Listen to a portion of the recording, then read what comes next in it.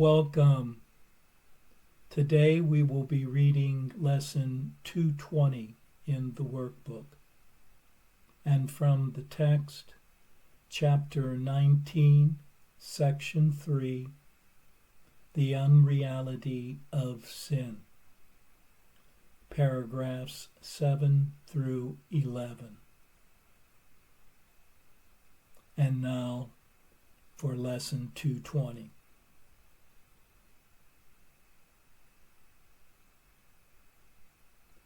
I am not a body, I am free, for I am still as God created me.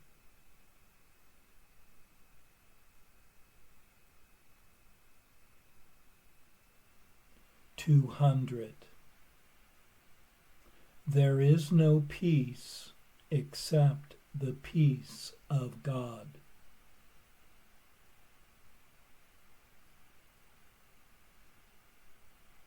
Let me not wander from the way of peace, for I am lost on other roads than this. But let me follow him who leads me home, and peace is certain as the love of God. I am not a body, I am free, for I am still as God created me.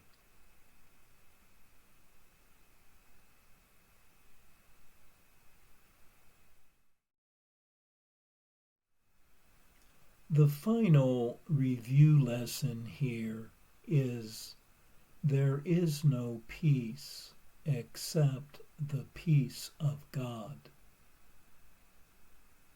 Course teachings lead one to an inner peace, for peace cannot be found in outside circumstances, in a world of constant change.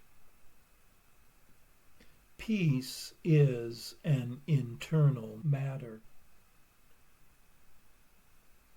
It arises in a mind healed of all attack thoughts and condemnation. When all loss has been seen as impossible, then peace becomes possible. Let one not turn away from the path of peace, nor to be detoured onto other roadways. One must let go all illusions and false beliefs, for peace is a condition of truth itself. And allow the teacher of truth to point one back home, guiding one's thoughts, words, and actions on this blessed journey.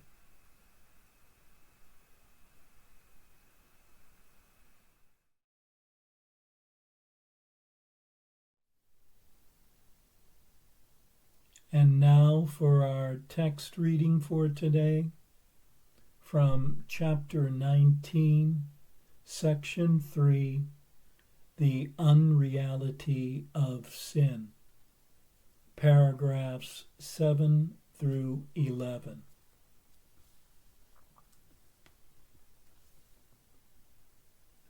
While you believe that your reality or your brother's is bounded by a body, you will believe in sin. While you believe that bodies can unite, you will find guilt attractive and believe that sin is precious. For the belief that bodies limit mind leads to a perception of the world in which the proof of separation seems to be everywhere. And God and his creation seem to be split apart and overthrown. For sin would prove what God created holy could not prevail against it, nor remain itself before the power of sin. Sin is perceived as mightier than God, before which God himself must bow and offer his creation to its conqueror. Is this humility or madness? If sin is real, it must forever be beyond the hope of healing. For there would be a power beyond God's, capable of making another will, that could attack his will and overcome it, and give his Son a will apart from his and stronger. And each part of God's fragmented creation would have a different will, opposed to his, and in eternal opposition to him and to each other. Your holy relationship has, as its purpose now, the goal of proving this is impossible. Heaven has smiled upon it, and the belief in sin has been uprooted in its smile of love. You see it still because you do not realize that its foundation has gone. Its source has been removed, and so it can be cherished but a little while before it vanishes. Only the habit of looking for it still remains. And yet you look with heaven's smile upon your lips, and heaven's blessing on your sight. You will not see sin long, for in the new perception, the mind corrects it when it seems to be seen, and it becomes invisible. Errors are quickly recognized and quickly given to correction, to be healed, not hidden. You will be healed of sin and all its ravages, the instant that you give it no power over your brother. And you will help him overcome mistakes by joyously releasing him from the belief in sin. In the holy instant, you will see the smile of heaven shining on both you and your brother. And you will shine upon him in glad acknowledgement of the grace that has been given you. For sin will not prevail against a union heaven has smiled upon. Your perception was healed in the holy instant heaven gave you. Forget what you have seen and raise your eyes in faith to what you now can see.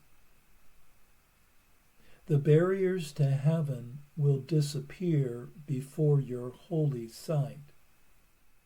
For you who were sightless have been given vision, and you can see.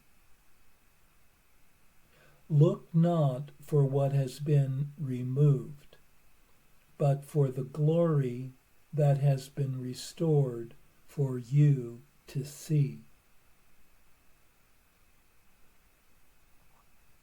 Look upon your Redeemer, and behold what he would show you in your brother. And let not sin arise again to blind your eyes. For sin would keep you separate from him, but your Redeemer would have you look upon your brother as yourself.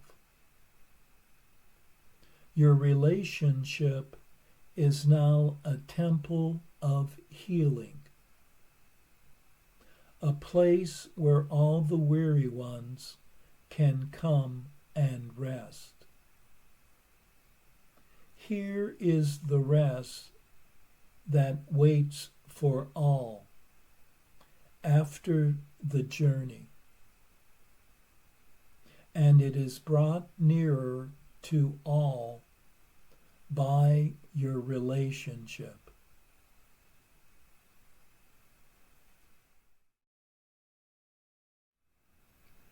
Seeing others as bodies makes attack appear to be possible, and making sin and guilt real to the mind. And a world of bodies makes separation apparent everywhere.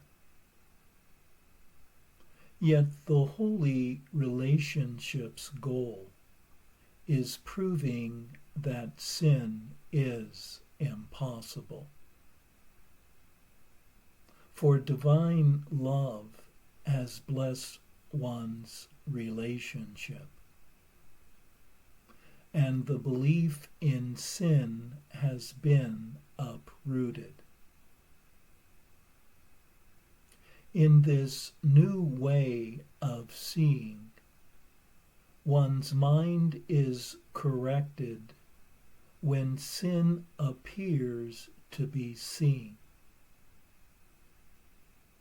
and thus making sin disappear. One is freed of sin and its allies as soon as one stops giving it power over one's companion.